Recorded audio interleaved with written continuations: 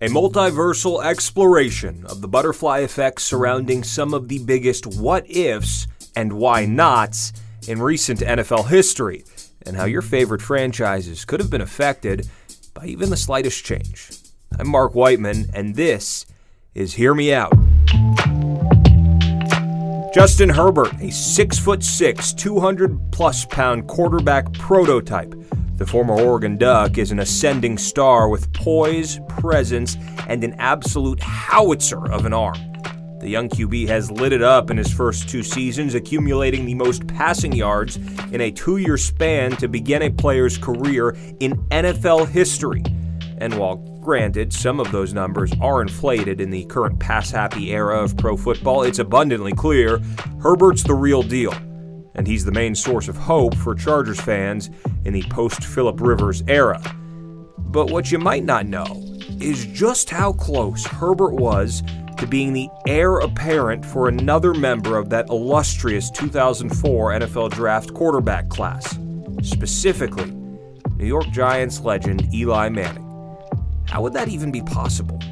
Well, things are about to get weird, so just hear me out. It wasn't long ago the quiet kid from Eugene lived out a dream by playing for the hometown Ducks, and after a fruitful senior season, some had concerns surrounding his collegiate production. Long story short, he was taken as the third quarterback in the 2020 NFL Draft, following number 1 overall pick Joe Burrow and number 5 overall pick Tua Tagovailoa. It's obvious now, in hindsight, those concerns were overblown. In part paralysis by analysis of a player who started 42 games in college. But what if Herbert decided to leave as a junior following the 2018 season? Herbert looked the part of a top pick after his junior campaign, big arm and all, and instead of returning for his senior season to play with his younger brother Patrick, an incoming freshman tight end for the Ducks, Herbert jets to the NFL following an underwhelming Redbox Bowl win over Michigan State on New Year's Eve. Follow me to the Meadowlands, where the New York Giants were coming off a 5-11 season as a then 38-year-old Eli Manning's career was nearing the finish line. New York wound up with the 6th pick, aiming to draft Manning's successor. Then Giants GM Dave Gettleman already had a budding star in running back Saquon Barkley, but he needed a signal caller, and it was no secret that he very highly coveted Herbert's natural tools as a passer. On our main timeline, Gettleman makes the trip down to Mobile, where he fell in love with Daniel Jones' potential at the Senior Bowl. But on this string of the TDN multiverse, Gettleman is wowed by Herbert at Oregon's Pro Day and locks in on him as his QB1. At the top of the draft, Cliff Kingsbury and the Cardinals stick with Kyler Murray at number 1 overall. The 49ers, Jets, Raiders, and Buccaneers stay chalk with Nick Bosa, Quinnen Williams, Clelin Ferrell, and Devin White. And that leaves Herbert on a silver platter, ready to replace Manning as the newest face of the franchise for the New York Football Giants. The ripple effects are widespread. With Jones still on the board, the Denver Broncos, themselves in the market for a young quarterback to rest their hopes on, take Jones at number 10, rather than trading back with Pittsburgh as they ultimately did. Seeing QB1 and 2 off the board, Washington stays put and still selects Dwayne Haskins at 15. But with John Elway having gotten his guy in Daniel Jones, it's the Saints who select Drew Lock at 48th overall to be groomed under Drew Brees. This part doesn't take much imagination. Justin Herbert gets on the field early in East Rutherford and lights it up, replacing Eli Manning in Week 3. Herbert turns the ball over just 11 times as a rookie, cutting down on the 22 turnovers Jones surrendered as a rookie in real life, and the ball security plus 30 eye-popping passing touchdowns leads the Giants to a 7-9 record, 3 games better than their actual 4-12 finish. Pat Shurmur, with a star-studded young QB, remains in charge, leaving Joe Judge in New England for 2020 before Nick Caserio hires him as the head coach in Houston a year later. Suddenly, the Giants are trending upwards, and with the number 12 pick in the 2020 NFL Draft, they select freakishly athletic Iowa offensive tackle Tristan Wirfs to keep Herbert's jersey clean.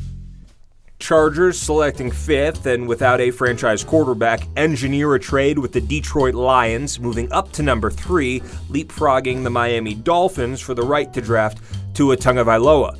That sets up the Dolphins to take Andrew Thomas at 4, and Jordan Love at 18. Detroit acquires extra picks and still gets their guy Jeff Okudah at 5. With the top 3 QBs off the board, Green Bay stays put at 30 and takes T. Higgins to pair with Devontae Adams. Oh, hey, look, happy Aaron Rodgers. And that leaves Miami at 26th overall, where they opt to take Patrick Queen as a building block of Brian Flores' defense. Herbert makes a similar leap as a sophomore and, despite an injury-shortened season for Saquon, guides the Giants to an 8-8 first-place finish in a terrible NFC East division. The playoff run is short-lived, though, as a wild card round exit is delivered courtesy of soon-to-be 7-time Super Bowl champion Tom Brady. Armed with the 19th overall pick in 2021, the Giants still select human joystick Kadarius Toney and sign Kenny Golladay in free agency to equip Herbert with the weapons he's been lacking over the first 2 seasons of his impressive career.